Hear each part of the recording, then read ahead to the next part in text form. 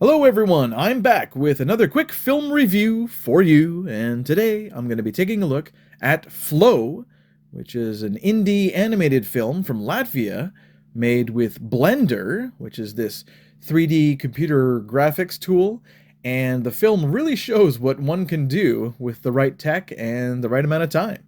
It is directed by Jins Zilbaludis. I think that's how you say it. I have no idea. And it's also written by Zilbaludis and Matis Kaza as well. Now, no spoilers here. I won't be spoiling anything. We'll just talk about the beginning and what the movie is really about.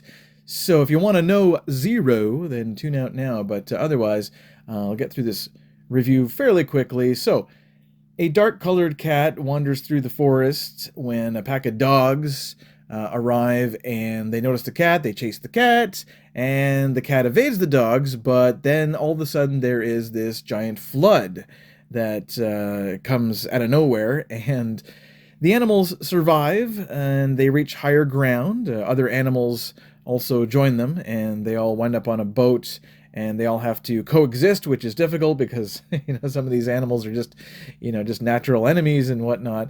But they got to keep moving. It really makes you worry about these characters because the world around them is sinking. This is a major flood. This is like Noah's Ark, biblical kind of stuff going on here, and we don't know what's going to happen to them. Will they survive this catastrophe? Now, this is a fantasy film because even though the animals in the movie, they look and they move and they sound realistic, a lot of things they do are not very realistic. So it is a fantasy for sure. So yeah, I mean, I was very impressed with the design for the most part. Although the dog here, this yellow lab, he sometimes looked like a video game dog. He kind of reminded me of Nintendogs or something like that from 20 years ago. But overall, the film does have a great look to it, and the story does a really good job of making us care about these characters. The director does a wonderful job of really getting us invested into these animals. It may help that they are cute animals, right? I mean, that's the number one reason we care about them. They're innocent, cute animals, so of course we care about them. But the direction that the director takes with this film is very impressive. I also got to say the backgrounds really do pop. They really do come to life with bright colors. Obviously, the film plays very well to all audiences and all languages across the world because there's no dialogue here whatsoever. It's just body language and grunts and barks and meows. So it's very impressively done for a mostly visual film experience. It will tug at your heartstrings, especially if you're a cat lover. And even though there are some lapses in logic here and there, even for a fantasy picture, it still does a really great job of making us care about these animals and their journey.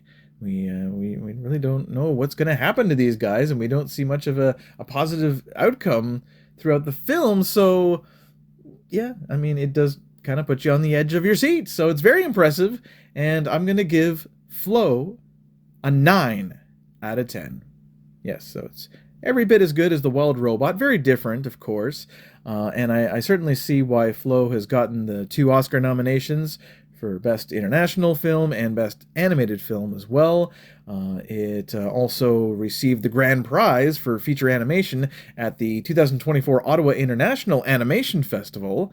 And of course, it was screened at TIFF in Toronto and VIFF in Vancouver as well. So it's done well at many festivals. And it really is grand entertainment for the whole family. There's nothing too scary here for little kids. So I definitely highly recommend Flow to all ages. All right, that's it for this review, guys.